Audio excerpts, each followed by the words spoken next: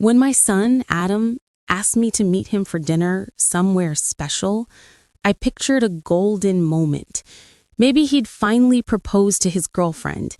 Maybe there'd be a toast to new beginnings, a hug, a photo with the city lights blinking like 1,000 blessings behind us. I put on my navy dress with the fine silver thread that makes me feel like the night sky, clasped the pearl earrings Adam gave me for my 50th, and took the bus downtown. The rooftop restaurant was all glass and reflection, the kind of place where even your doubts look expensive. A violinist played something soft and serious near the window.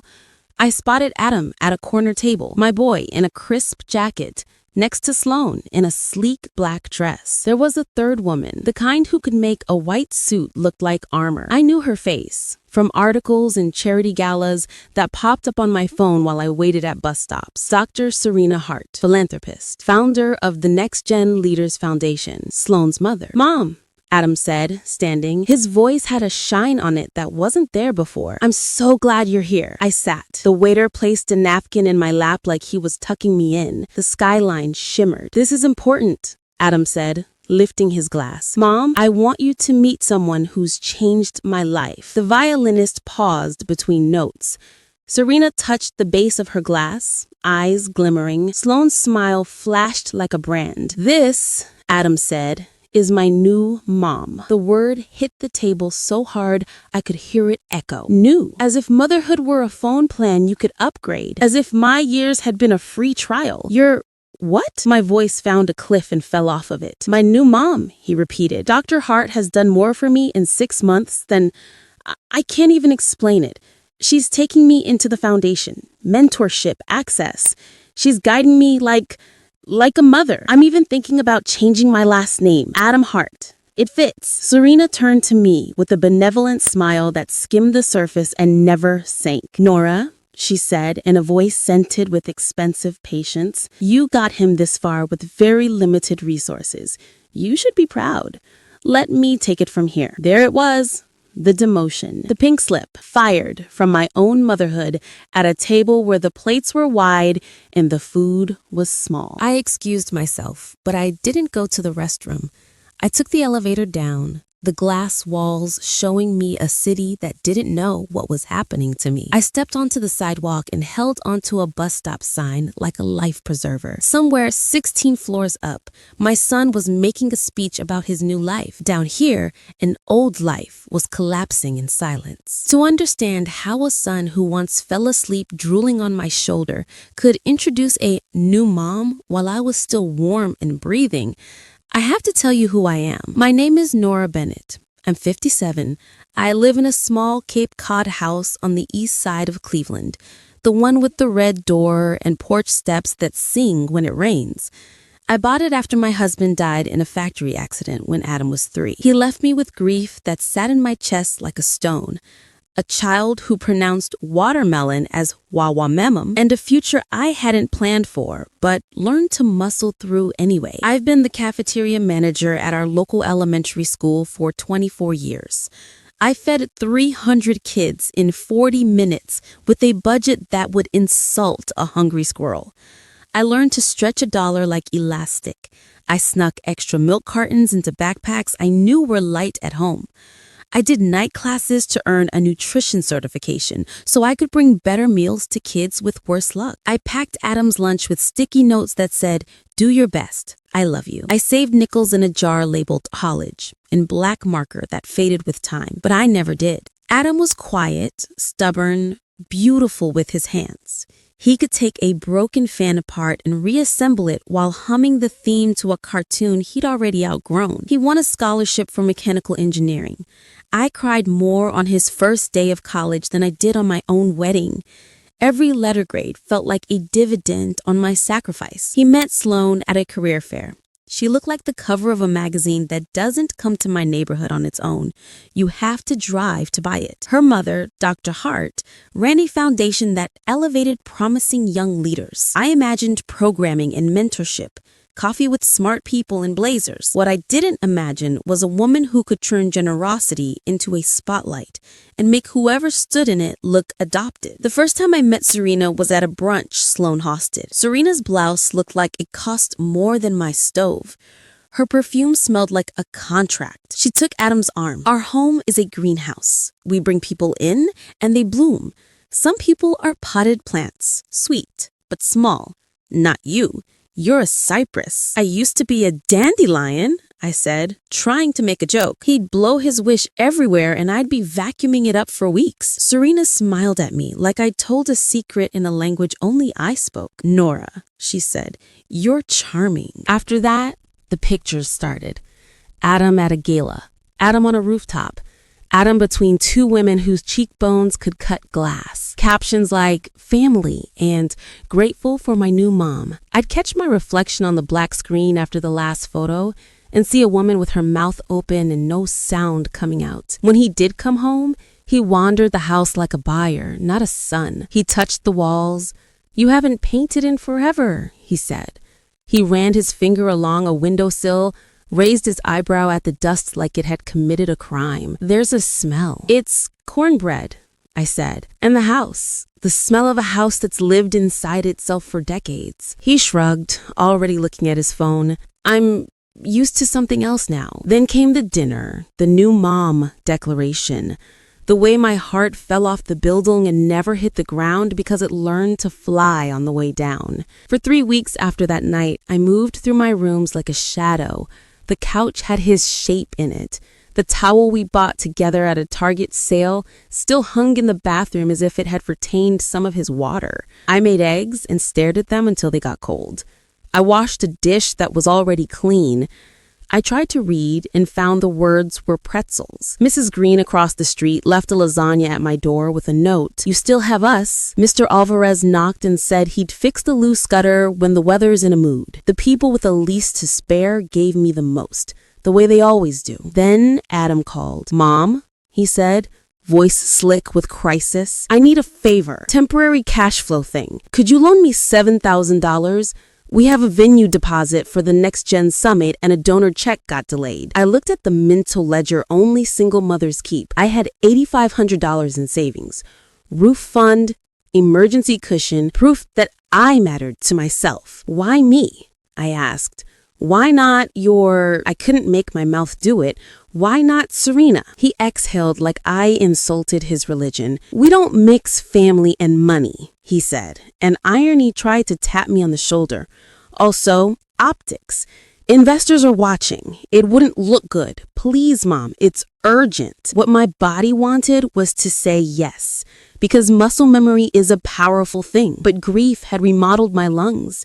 They learned a new rhythm. Inhale, boundary. Exhale, habit. No, I said. The word sat still and holy between us. Silence. Then, I knew you'd make it about you. He hung up. I sat at the kitchen table, phone pressed to my heart, listening to the dial tone pretend it was a heartbeat. Then I did something old Nora wouldn't have done. I called Priya. Priya Desai has lived 2 houses down from me for 9 years. Our friendship started with her leaning over my fence to ask how I kept my tomatoes from getting leggy. She used to bring her twins to the school where I worked. I caught her crying in her car the day she dropped them at kindergarten and made her coffee in the cafeteria. What I didn't know until I needed it was that Priya had reinvented herself in her 40s. She passed the bar at 48. Now she works in nonprofit compliance and elder rights law. Priya is the kind of woman who could untie a knot with her eyes. I told her everything. The dinner, the new mom words that still rang in my ears at night, the caption, the call for money, the heavy feeling that I had been turned into an extra in my own life. She didn't interrupt. She took notes on a yellow legal pad as if she were taking dictation for a future where I would need evidence. First, she said when I ran out of air, I'm sorry. Second, do not give him money. Do not co-sign anything. Document every contact. Third, there's something about that foundation that smells like bleach and perfume. Let me look into Dr. Hart. People who worship control often cheat at rules. What am I supposed to do in the meantime? I asked. my voice smaller than my hands. She leaned forward, her brown eyes steady. Take your life back. Your house is your life in miniature. Paint something. Fix something. Call back the parts of yourself you gave away. I hung up and opened a notebook. I didn't make a list of hurts. I made a list of action. Paint living room. Fix the bathroom sink that wheezed like an old man. Replace the heavy curtains with light ones. Scrub the baseboards down to their real color. Pull the dead azalea bushes and plant a garden that doesn't apologize for blooming. It felt like riding my way out of a maze. The next morning, I walked to the hardware store. The bell over the door chimed with a sound that was somehow both new and familiar. "Ms. Bennett," Troy called from behind a stack of paint cans. He's one of those young men you root for, even before he tells you he's saving to go to community college. He loaded my cart with eggshell for the living room, sage for the kitchen, warm white for my bedroom, a small roller for corners, blue tape that promised straight lines. "You painting by yourself?" he asked, eyebrows climbing. "I've done harder things alone," I said, and surprised us both by smiling. I learned to paint by painting. Day 1, I got more on my shoes than on the walls. Day 2, I learned to hold the brush like a pen, not a hammer. Day 3, the light hit the new color and made my eyes sting in a way that wasn't sorrow. I found the green crayon under the couch and a tiny toy car that used to belong to a boy who would sit in my lap, breathing milk breath while I graded lunch menus. Mrs. Green shuffled in with lemonade while I worked. "You're getting your house back," she said. "I think I'm getting my life back," I heard myself answer. At school, the kids noticed I had paint in my hair. "Miss B, you got into a fight with a rainbow?" one of them asked. I gave him an extra carrot stick and said, "You should see the other guy." They laughed so hard they got milk up their noses. Priya called a week later. "Do you want the facts or the metaphors?" she asked. "Both." "Facts.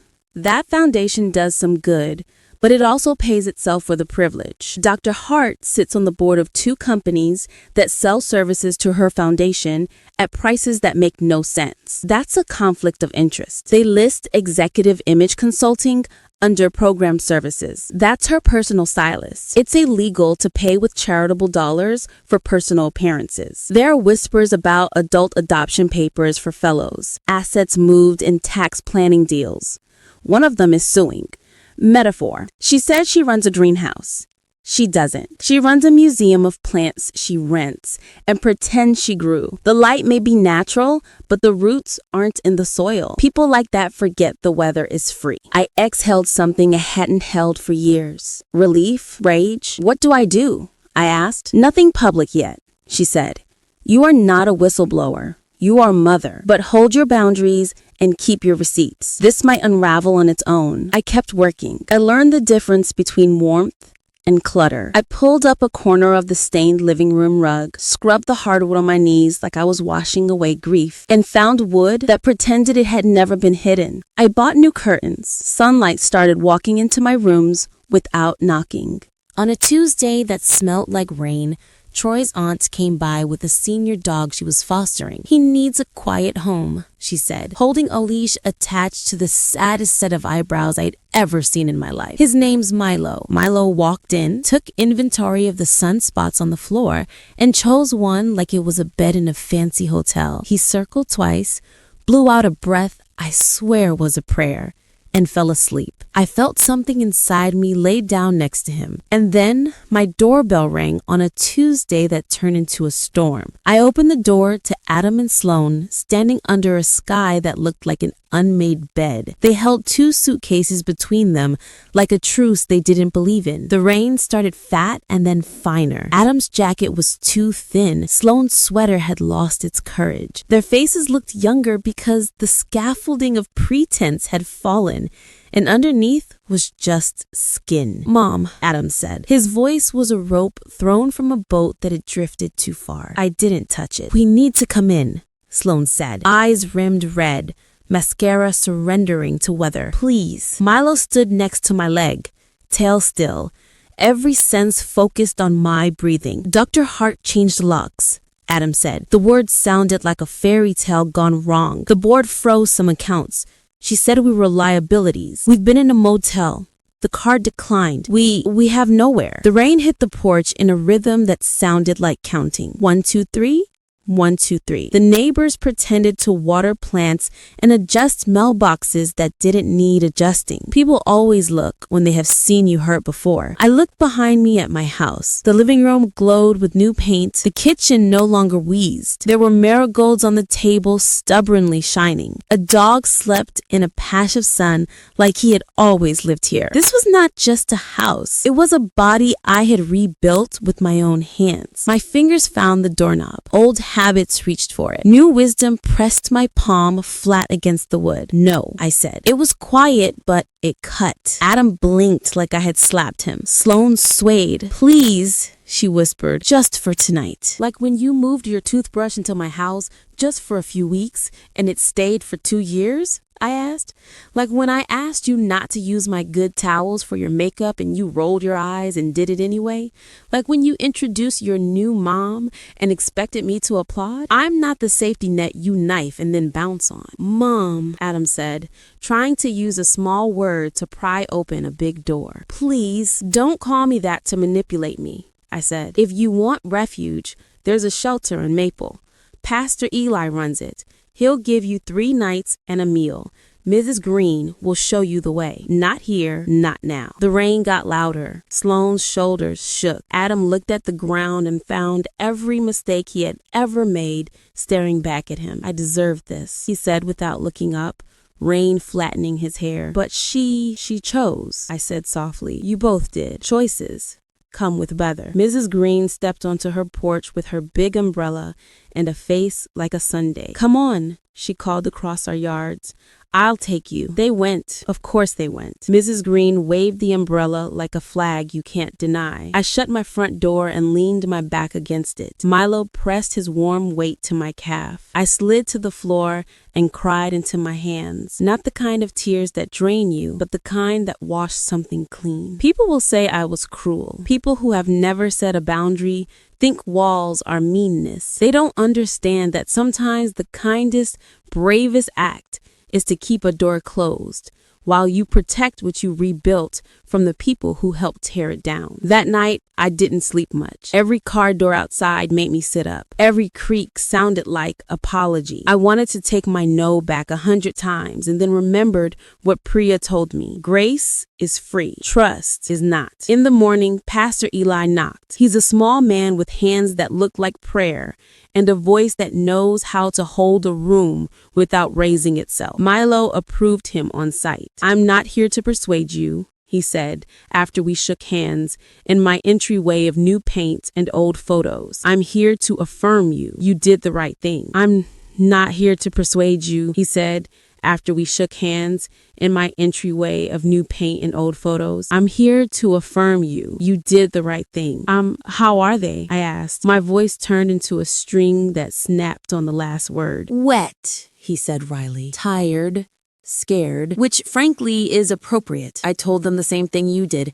Grace is not a shortcut around consequences. I used a different word, he admitted, smiling, but they got it. We sat. He accepted water. He admired the paint like a man walks through a sanctuary. Looks like you rebuilt the church while no one was looking, he said. Funny, I replied. It's how it feels. Keep going, he said. Keep going, Nora. When he left, I stood in my backyard and stared at the marigolds nodding like chorus members who always know their part. The air felt rinsed. I had said no. I had stayed standing inside of it. The world did not end. The sky had a new shade of blue. The morning after the storm at my door, the house was quiet in a way that didn't feel empty. Sunlight came through my new curtains and laid itself across the floor like a cat. Milo found that strip of light and sighed himself to sleep the way only a dog who finally trusts can do. I made coffee, buttered toast, and stood at the sink just breathing. There's a kind of silence you get after you say a hard no. It's not the silence of abandonment.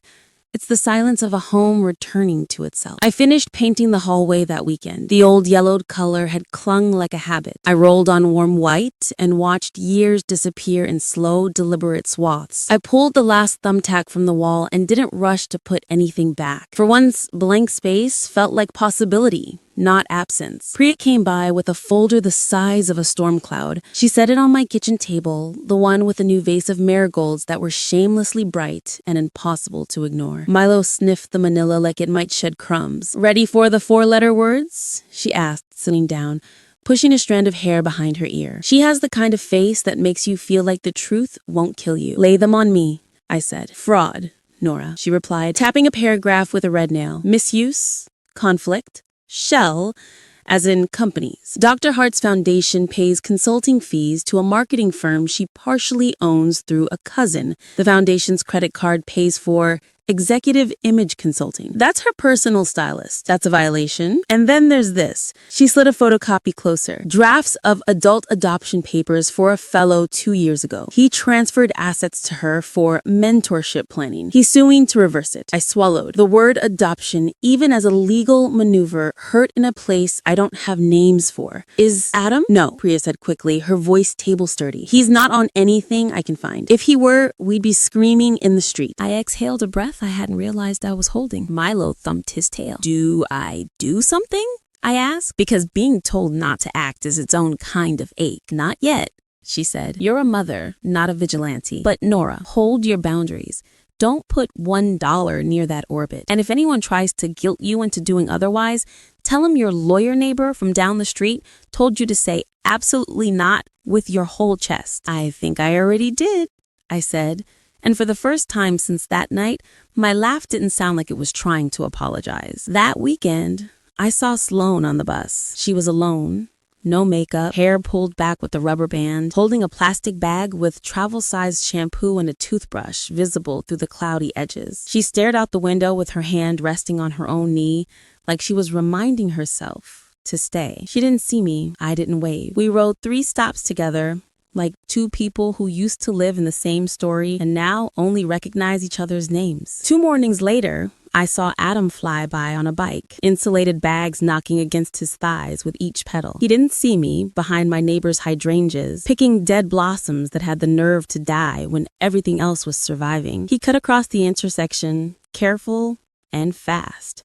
In a way I recognized, my son's old stubbornness repurposed into something that might save his life. On a Tuesday, I went to the pet supply store to buy joint supplements for Milo and walked right into Serena Hart in aisle 6, between organic kibble and 2 bones. Life, I am convinced, has a flair for theater. She had her sunglasses on inside, which makes sense if the glare of your own ego was bright enough. Her mouth was a straight line that could slice bread. Up close, beneath the expensive face cream and the PR smile, I saw the faint crackle of nerves that no serum can fix. "Nora," she said, removing her glasses like she was revealing the moon. "Small world." "Cleveland," I said, holding a bag of senior dog chews like a prop. "It's almost like we all live here." She smiled in a way that was technically correct. "How are you?"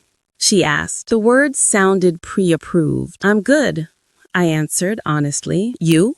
She put the sunglasses on top of her head like a crown she might need at any moment. "Recovering from betrayal," she said lightly, as if ordering a side salad with her lies. "People don't understand leadership. They love it until it requires excellence. Or transparency," I said before I could stop myself. "Or taxes." Her smile thinned. "Be careful, Nora. You don't understand this world." "You're right," I said. "I understand kitchens at 5 a.m., pouring coffee into a thermos with my eyes closed, making sure there's fruit on every tray even when the numbers don't add up. I understand choosing between shoes and the dentist. I understand remembering the names of every child who takes an extra milk carton for later. I understand keeping promises. You should try it." She blinked. For a second, just a second, the mask slipped. She looked almost human in her confusion, startled that the woman with the red door had teeth. "You should watch what you say," she tried again, stepping closer so her perfume could do intimidation for her. "Defamation can be expensive." "I don't have much," I said, stepping into the same air. "But what I do have, I've earned." And isn't it interesting how people with everything always think consequences are optional? I left her with her cart full of organic treats and the wrong idea of herself. Out in the parking lot, Milo stuck his nose out the cracked window like a periscope. "We're okay," I told him. He believed me. 2 days later, at 7:12 in the morning, my phone lit up with Priya's name. They raided her office at dawn, she said without hello. Subpoenas, boxes, agents. They're interviewing staff. It's not a movie. It's quieter. Scarier. Also, Nora, yes, you were right. The greenhouse? It was plastic. I hung up and made pancakes for me and Milo. He got his plain. I drowned mine in syrup in a kind of relief that isn't sweet at all, but tastes like breath. We ate on the back steps. The marigolds nodded as if to say, yes, ma'am. I didn't hear from Adam. I didn't expect to. Shame is a spiral staircase. You can't rush anyone up or down, but envelopes started appearing under my doormat. The first one came on a Monday evening. Plain, no return address. Inside, $200 in 20s and a note in neat engineer handwriting. Mom, I don't deserve to ask anything of you. I want to start paying back what I owe. It's not enough. It's what I have. I'm sorry. I stood in my entryway with the new paint still smelling like second chances and felt something inside me shift a millimeter toward maybe. I put the cash in a drawer and the note under the magnet on the side of my fridge where I hang coupons for soup. The second envelope came a month later, $250, and got a steady shift delivering, saving, learning, not asking, just giving back what I took. The third envelope came with $300 and a photo. Adam in a gray t-shirt at a city cleanup, paint on his forearm, a real smile on his face, not the shiny one Serena made all the boys wear. Behind him, a mural going from outline to color. He'd written on the back, "We made something visible. I'm trying to do that in my life too." I didn't write back. Not out of pettiness, out of purpose. If he was serious, he would keep doing serious things, whether or not I patted his head. I was done giving cookies for confessions. I joined a Thursday night dance class at the community center because my calendar had started to look like a waiting room. Maggie Chen runs it like a joyful boot camp. She's 72, can do a salsa step that would embarrass the sun, and calls me N like we have been friends for a century. The first class, I tripped on my own left foot. The second class, I missed a turn and ended up laughing so hard I cried. The third class, something in my hips that had been locked swung open like a screen door. After class, we ate popsicles on the steps and watched teenagers race their bicycles down the hill. Look at us, Maggie said, popping the last inch of her cherry ice into her mouth, reckless and alive. On a Sunday, Mr. Alvarez's brother-in-law, Frank Ruiz, came by to fix my back door that had decided it only opened for saints. He's a widower with a toolbox that looks like it knows secrets. He bent low, listened to the hinge like it had a story to tell, tightened what needed tightening, and tested the swing. There, he said, satisfied. Now it opens for regular people too. We drank iced tea on my porch. He looked at my bare beams and the empty space where a swing could be. You ever think about hanging one? He asked, eyes cutting upward. I used to, when Adam was small, I answered. He'd sit on my lap and we'd count cars. Frank nodded, the kind of nod that understands what is said and what is left standing in the doorway. I've got one in my garage, vintage, needs paint. I'll bring it by next weekend if you want. Bring it, I said, surprising myself at how quickly I had opened that door. He did. We painted it the color of butter and hung it together with bolts that mean business. The first time I sat on it and pushed off, gently with my toe, I felt like time itself had decided to give me a slow dance. Meanwhile, the news moved like weather. Dr. Hart's face on the local station, no sunglasses now, walking into an office building with her chin so high it might have been stiff from use. A reporter. Allegations of misappropriation of charitable funds. The board released a statement full of words like regrettable and independent investigation. The Attorney General's office scheduled a press conference. Priya sent me an article link at 10 p.m. with 2 words. It's happening. Sloan knocked on my gate alone one afternoon when the air was the temperature of secrets.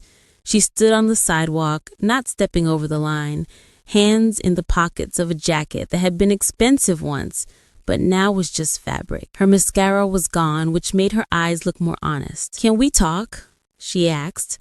Not please, not you owe me, just a question, held lightly, like if it fell, she'd pick it up herself. I put down the garden hose.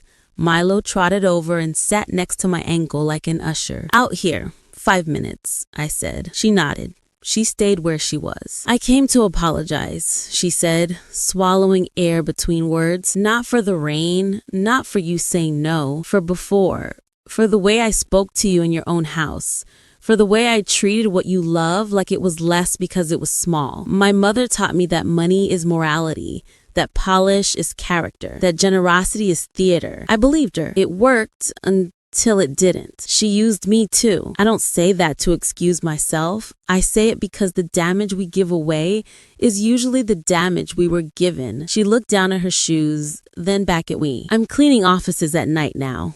It's not glamorous. It's honest. When I mop, I think about your floors. The way they were clean the day I mocked them. I was wrong. I'm sorry." I watched her. Really watched her, without the interference of my pride or my pain.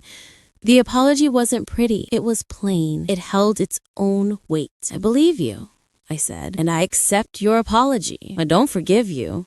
Not now, maybe not ever. Forgiveness isn't an autograph. It's an earned signature. Go keep earning it. Not for me, for yourself." She nodded, relief and grief sharing a chair on her face. "Thank you," she whispered. She turned, took 3 steps, then stopped. "For what it's worth," she added without facing me, "you are exactly the kind of mother people spend their whole lives wishing for. I just didn't know what that looked like when I saw it." She walked away. Milo laid down in the yard like a period at the end of a sentence that didn't need a flourish. The next month's envelope had $350 and a note with fewer words and more honesty. "Found a temp job in a workshop. Not glamorous. Learning a lot. We're okay. Don't worry about us. Spend this on something you love, not on fixing what I broke." I bought myself a book of poems and a new pair of work shoes that made my knees thank me out loud. It felt like investing in the person who had always been last on my list. Pastor Eli stopped me on Maple when I was walking Milo. "You look lighter," he said, tipping his hat in a way that makes me feel 100 years honored. "I'm becoming someone who doesn't set herself on fire to keep other people warm," I told him. "Amen," he said softly. "Amen." Summer slouched into fall. The maple leaves along our street bragged and then gave up, fluttering down like a final bow. The cafeteria filled with the sound of kids whose 2 front teeth were missing and whose laughs made milk come out their noses. I taught the 5th graders how to season roasted vegetables, and they clapped like I had shown them magic. On a Saturday, Maggie hosted the dance group at the community center gym. We did line dances under fluorescent lights, and it felt like Joy had decided to wear sneakers. Afterward, we pushed tables together and ate potluck. Mrs. Green's sweet potato pie, Mr. Alvarez's arroz con pollo, Maggie's sesame noodles, my cornbread. We passed Tupperware and stories back and forth until nobody remembered who brought what, and nobody cared. That night, after the last dish, after the last laugh, I sat on the porch swing Frank hung and watched the string lights he installed twinkle like a constellation mapped for small lives that refused to dim. Milo lay beneath me, his head on my foot, snoring like a hobby. The neighborhood breathed. Somewhere a teenager practiced trumpet. Somewhere 2 people argued about laundry and then made up. Somewhere my son slept in a studio apartment with a woman who was trying to rebuild her soul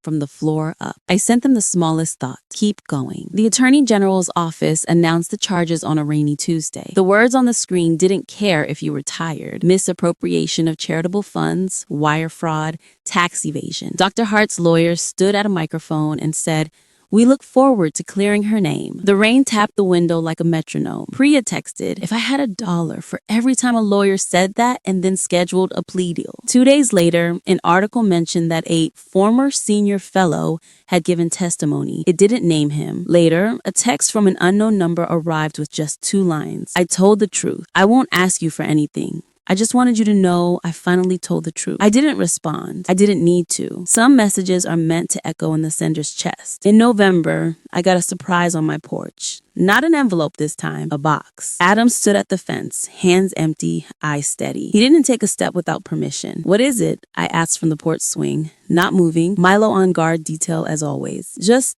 files, he said, voice humble. Copies of everything that ever had my name on it here. Dad's insurance, the house deed, old tax forms, and I'll come back with something else. I'm working with the lawyer to sign a formal waiver. I have no claim to this house now or ever. I never did, but I want it in writing. Why? I asked, even though I thought I knew. Because for 30 years, you were the roof, and I set a match near it. You shouldn't ever have to worry about me showing up with a spark. If I ever show up again, it will be with a bucket. He left the box and walked away. He didn't ask to come in. He didn't even linger. I took the box inside and set it on the kitchen table.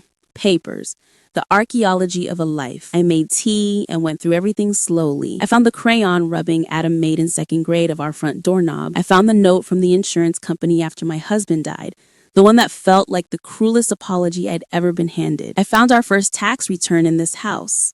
Numbers like bone. I sat with it all like you sit with an old friend who's almost a stranger. Milo put his chin on my knee. I scratched his eyebrows. Those punctuation marks between sentences. December crawled in with its lights and its attempts at cheer. In the past, the holidays had made me hurt in familiar ways. The empty chair at the table, the stockings I didn't bother to hang, the way the radio insisted on joy you had to buy. This year, I decided celebration could be small and still count. I baked a single tray of ginger cookies and brought half to Maggie and half to Mrs. Green. I bought myself a little evergreen and set it on the table with the marigolds because why should seasons get jealous? I hung 2 ornaments, one shaped like a red door, one shaped like a dog bone. Milo gave the tree a long, respectful sniff and then curled up nearby like a bodyguard who believed in Christmas. Another envelope, $400 and a note. Got hired in an entry-level role at a small engineering firm. Sloan's working nights cleaning offices. We're paying rent on time. I'm in weekly therapy. It turns out pride is just fear wearing a tux. I'm working on showing up in my real clothes. This month,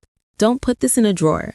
Use it to buy yourself something that will outlast me. I walked to the bookstore and bought a hardcover cookbook whose pages smelled like possibility and a pair of wool socks thick enough to make January flinch. I wrapped them for myself because I am, as it turns out, worth unwrapping. On New Year's Eve, I went to Maggie's for a simple dinner. We ate dumplings and told the stories we had told before because they had become part of our friendship's fabric. At midnight, we clinked glasses of sparkling cider and said out loud what we wanted to leave behind, apologizing for existing, mistaking exhaustion for virtue, setting ourselves on fire to keep people who won't hold a match warm. We said what we wanted to carry forward. Laughter, boundaries, soft socks, good soup, honest love. I walked home under a sky full of fireworks that pretended to be stars and sat on the porch swing, Milo tucked under my coat like a heating pad that snores. I thought about the boy who called a stranger new mom in front of me, and how the universe has a way of flipping scripts without your permission. I thought about the woman I used to be, apologetic, automatic, and the woman who had grown up in my place, rooted and deliberate. I thought about forgiveness as a long road with mile markers you can't see until you pass them. In January, the last thing I expected happened, a knock on my door at a decent hour from someone I used to pray would never show up unannounced. Adam stood on the front walk, hands visible, body language like an apology written in cursive. Sloan was in the car. She waved and then looked down at her hands like she was practicing humility. I brought the thing I promised, he said, lifting a single manila envelope this time, not a box. He held it like a baby bird. It's notarized. Priya looked at it. It says I renounce any claim to your home now and forever, even imaginary ones. Good, I said, taking it without asking him in. Thank you. He swallowed, a soft sound. Mom, he said. And this time, strangely, the word didn't feel like a scalpel. It felt like a pebble he had turned over in his mouth 100 times to smooth its edges. I know this doesn't mean anything changes. I know paper doesn't earn trust. I wanted you to have the power in writing that you already have in your bones. He turned to go. He didn't ask for tea. He didn't ask for a hug. He walked to the car. He put his hand on the door handle and paused. He looked back. You look happy, he said, almost to himself. I'm glad. I watched them drive away. I put the notarized paper in a folder with things that matter. I took Milo for a walk in the brittle winter light. The world looked honest without leaves. By February, My backyard had become a place for small gatherings. Maggie brought lanterns one night, and we lit them even though the air bit our fingers. Frank dropped off a vintage thermos and filled it with hot chocolate made the proper way. Milk, not water, because some things deserve fullness. We huddled in coats and blew steam into the night. We talked about the way joy can coexist with sadness, like roommates who don't fight over the bathroom anymore. Another envelope arrived, $500 and a photo. Adam and Sloan at a city park, both in simple coats, both smiling like the smiles were theirs, not rented. On the back, we signed up for a community cooking class. We made soup without burning it. She's learning to make cornbread. It's not as good as yours. We're trying to build a life that doesn't need captions to look real. I put the photo in the drawer with the others. The drawer at this point was a little museum of effort. I didn't curate it. I just kept adding exhibits. Spring made a promise to the neighborhood and, for once, kept it. The cherry tree on the corner went from bare to wedding dress in 6 days. The kids at school started asking when we could have watermelon again. Soon, I said, and thought of the little boy who used to say, "Wawa memum." One afternoon in April, as I watered the basil I planted in a chipped blue pot, Mrs. Green waved from her porch. "He helped me carry my groceries today," she called, mouth curling up into pride. "Your Adam didn't say a word, just did it." I nodded. My throat did a thing I didn't approve. Milo pressed his warm side against my calf and kept me on the ground, where I belong. By May, the marigolds were back, bold as ever. I hung a new wind chime Maggie brought me, and it made a sound that was so gentle, even my bad memories wanted to sit still and listen. And then, one warm evening, my gate creaked. Adam stood there, without Sloan, hands at his sides, waiting the way a person waits at a hospital door. He didn't call out. He didn't touch the latch. He just waited. Respect looks like patience. 2 minutes, I said, from the porch swing. Not standing, not inviting, not cruel, just precise. He stepped closer, but didn't cross in. "I saw you with Frank," he said, cheeks trying to decide whether to smile or blush, "on the porch swing. You looked peaceful." That's all I wanted to say. I'm not asking for anything. I'm learning that love is not access. I nodded. It was the first time I had heard him say something I hadn't taught him in words, but maybe had finally taught him with my life. "I don't expect forgiveness," he said softly. "I don't think I've earned even the chance, but I'm gonna keep acting like a man who's trying to deserve it, whether or not it ever comes." "Good," I said. "The word can be a whip." That day, it was a quilt. He took a breath, a real one. He paused. "If someday you ever wanted to sit at a table with me again, I would be honored." "Maybe," I said, "someday. Not because you asked, because I decide. That's the difference now." He nodded. Tears like knives he was determined to keep sheathed, and left. That night, I didn't feel victorious. I felt ordained, like I had finally stepped into the job description of my own life. Not martyr, not scapegoat, steward. I picked a Sunday for the first dinner because Sundays teach you how to start again. The morning was clear and honest, the kind of blue that makes you forgive the week for what it did to you. I scrubbed the kitchen until it smelled like lemon and second chances, set the table with the good plates that only ever knew holidays, and cooked the food that raised my boy. Chicken soup with thyme, cornbread in a cast iron skillet, green beans with garlic, and a small peach cobbler, because sweetness is a language that bypasses pride. I didn't overdo it. I didn't set an extra place. I put a clock on the counter and told myself, 2 hours. Boundaries can be a timer too. They arrived at 1:58. People who are serious about redemption respect clocks. Sloan carried a small bouquet of farmer's market flowers wrapped in old newspaper. She didn't try to step over the threshold until I nodded. Adam held a casserole dish with both hands like it might break, and with it, his courage. "What is it?" I asked. "Mac and cheese," he said. "Our class recipe. We made it together." There was a time when Sloan wouldn't even touch a pan in my house. Now she looked at the dish like a map back to humility. "It's not amazing," she admitted, "but we tried." "Trying is the only miracle that repeats," I said, and meant it. They washed their hands at the sink like they were handling sacred things. The dog, Milo, trotted over, gave a sniff, wagged twice, and retreated to his sunspot. The house's unofficial bouncer had done his check. We ate. We did not pretend it was normal. We did not make it a ceremony. We passed the cornbread and said thank you.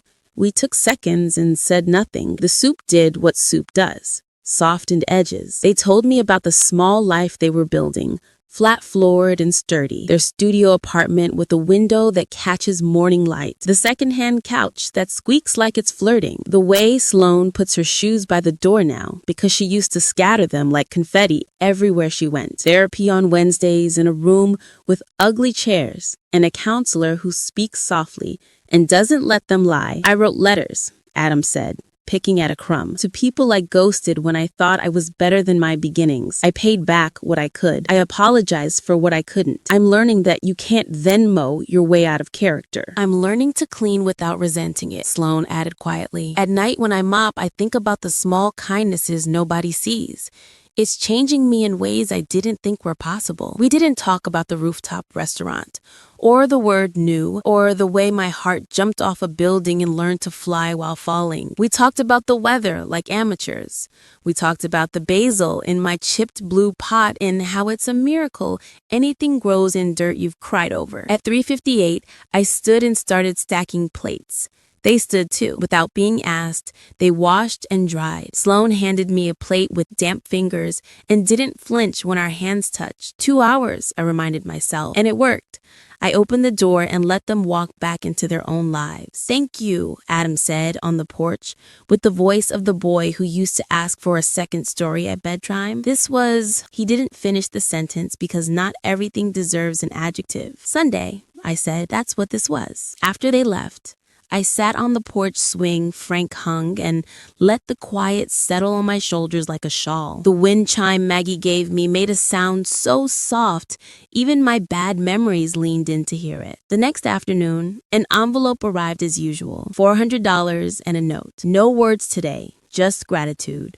P.S. The mac and cheese needed more salt.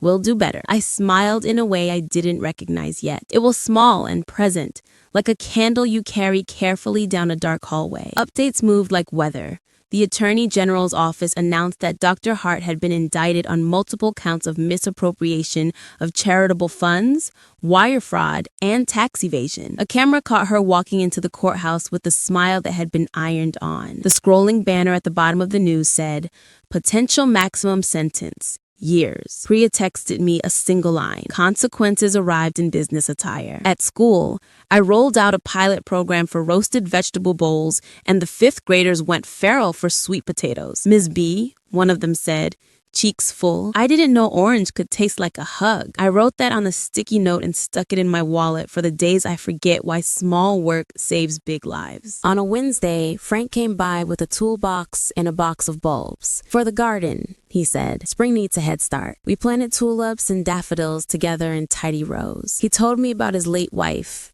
how she laughed like a kettle coming to boil, how grief softened from a blade to a spoon if you held it long enough. I told him about the first time Adam helped me paint a room and how he got more paint on himself than the wall, and how we left a tiny fingerprint on the windowsill on purpose. We found it later, under a layer of dust, and decided to leave it there like a fossil. He stayed for tea. He didn't try to turn tea into anything else. We watched the neighborhood move, the kid on the scooter counting cracks, the teenager whose trumpet finally learned to love its own noise, Mrs. Green in her straw hat because she refuses to let her skin do all the work. Milo snored like a metronome under the table. A week later, I ran into Serena again. Life aims for poetic, even if it hits petty. It was outside the courthouse this time. Reporters, umbrellas, a kind of rain that looks like static on a broken TV. She saw me and changed course as if it were always her intention to speak to the woman with the red door. "You won," she said, without looking me in the eye, the way people do when they've rehearsed their shame. "This wasn't a game," I said.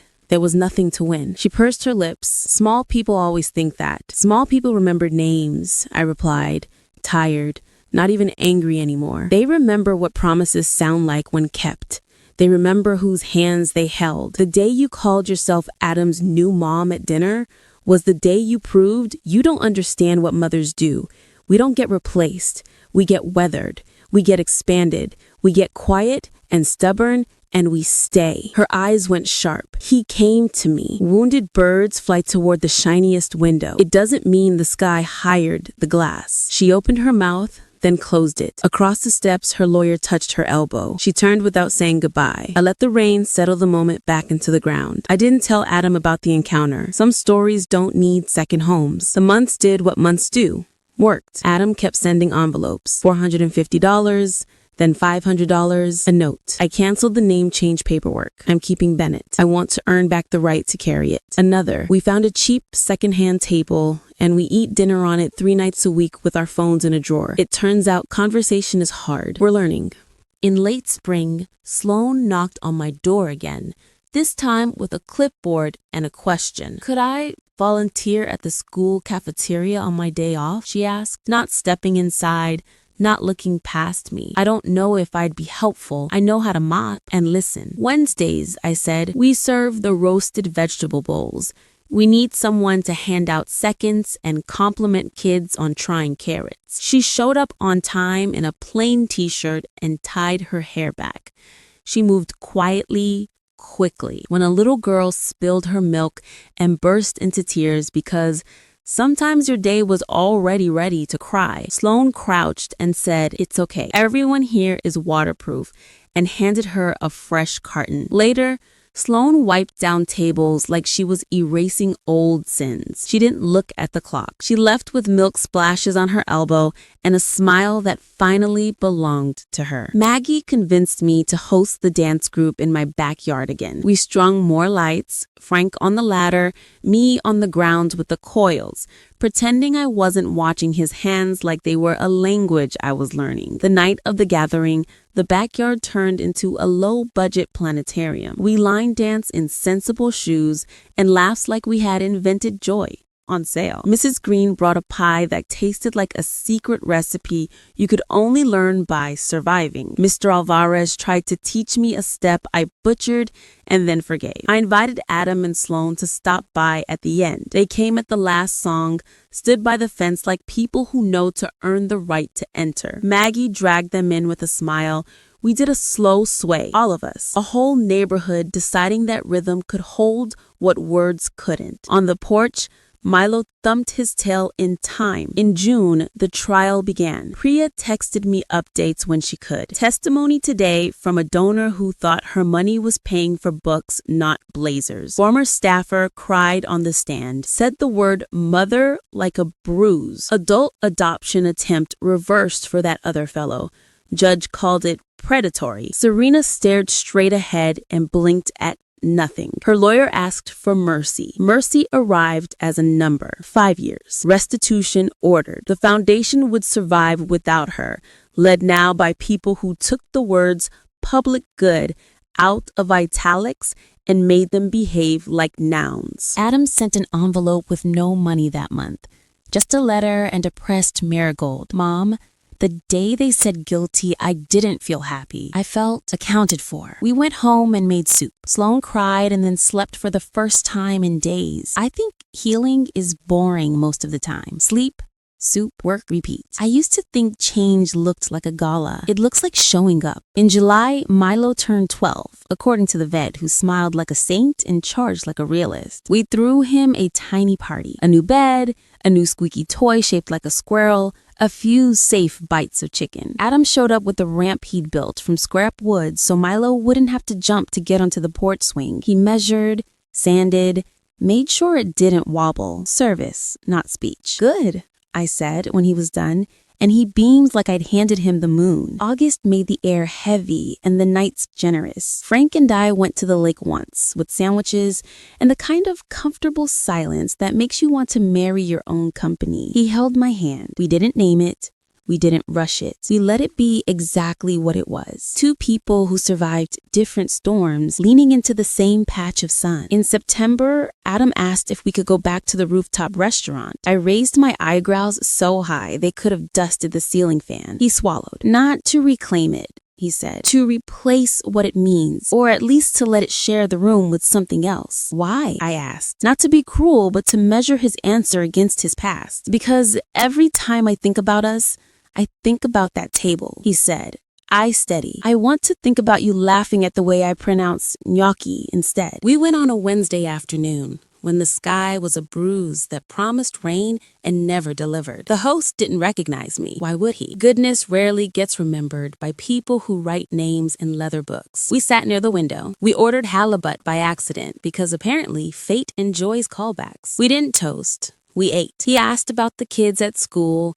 I told him about the boy who insists broccoli is a conspiracy, but eats it roasted with lemon like it's cake. He told me about a project at work. Small, tedious, important. He paid with a debit card that made him sit up a little straighter. I used the restroom and didn't cry. I washed my hands and met my own eyes in the mirror and didn't look away. We left a generous tip because I am not the villain in anyone else's story. We walked out into the afternoon and looked at the city the way it looks at you when it decides to forgive a little. After that, our Sundays returned like a low tide. Not every week. Not always at my house. Sometimes we ate in the park. Sometimes Sloan brought a salad dressed like it wanted to be there. Sometimes Adam brought bread he'd baked clumsily. Sometimes we said nothing and it was the smartest thing we said all day. The envelopes continued until one day they didn't. Instead, a bank transfer arrived with a memo.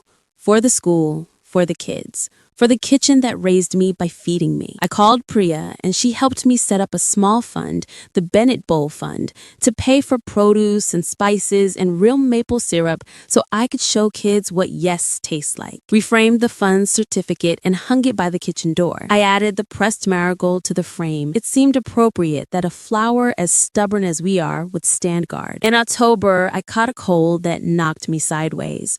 Age, it turns out, follows rules even when you don't. Adam dropped off a pharmacy bag on the porch. Soup cans, cough drops, tissue that didn't feel like sandpaper. He didn't knock. He texted. Left it on the mat. No need to answer. Rest. I opened the door in my robe and felt the ridiculous urge to cry because small kindnesses are the ones that finally empty you out of old pain. That Sunday, they came over and cooked in my kitchen without commentary. Sloan stood at the stove, stirring a pot like she was reciting a prayer. Adam swept the floor without asking where the broom was because he knew. I sat on the couch with Milo and let them do the work. Control, it turns out, isn't always strength. Sometimes letting people care for you is the bravest thing you can do. By November, the tulips Frank and I planted in spring had taught me about patience in a way sermons never did. They waited underground, refusing to perform until their time. They emerged when they were ready, and not a minute earlier. I looked at them with an admiration I usually reserve for people. Timing is a character trait.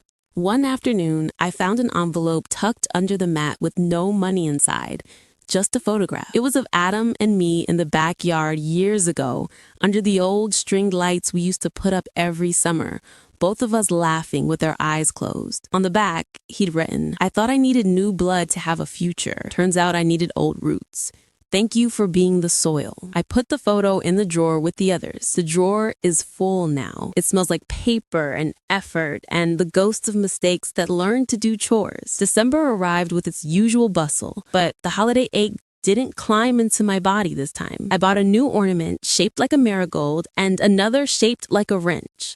Because I am, apparently, the kind of woman who thinks tools deserve a place on trees. We had a small dinner at my house on the Sunday before Christmas. Soup, cornbread, and the mac and cheese recipe perfected, now with the correct amount of salt. We exchanged gifts that didn't cost a month's rent. Sloan gave me a handwritten booklet of recipes she learned to love while cleaning offices, pages smudged with oil and pride. Adam gave me a small metal fan he'd restored from a thrift store, the kind with blades that look like petals. He wired it safely, painted it sage to match my kitchen, and put it on the counter like a confession for when the oven makes the room too warm, he said. It hummed with a sound that belonged in this house. I didn't say, "I forgive you." The word felt too big, too performative, too much like a ribbon you cut at a ceremony for a building no one has finished. Instead, I said, "See you next Sunday." And somehow that sentence held more mercy than any speech. On New Year's Eve, I walked to the park with Frank. We stood under a sky that tried to impress us with sequins. He took my hand and asked, "You ready to live a year that's about your yes instead of your sorry?" I laughed, a sound that still surprises me coming out of my own body. I think I started already. We kissed at midnight. It wasn't fireworks. It was a porch light turning on. Now,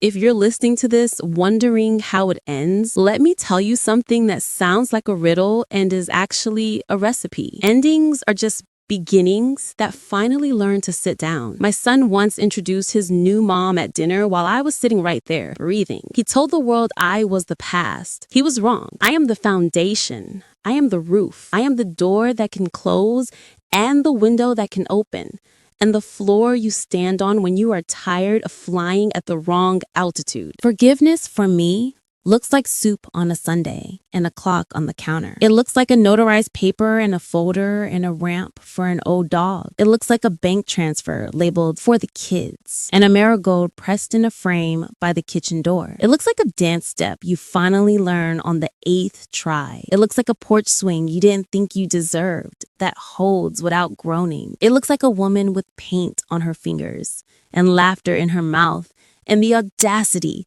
to buy herself flowers for her own table. If you needed to hear this today, you are not replaceable. You are not obsolete. You are not an extra in your own life. You are the home. Did you like my story? Which city are you watching from? Drop it in the comments. I love seeing where our little community is tuning in from. If this touched you and you want to support more real life stories like this, tap super thanks. It helps me keep writing and sharing. And if you're new here, don't forget to subscribe. On your screen are 2 more stories I think you'll love. I'll see you in the next one with love and respect.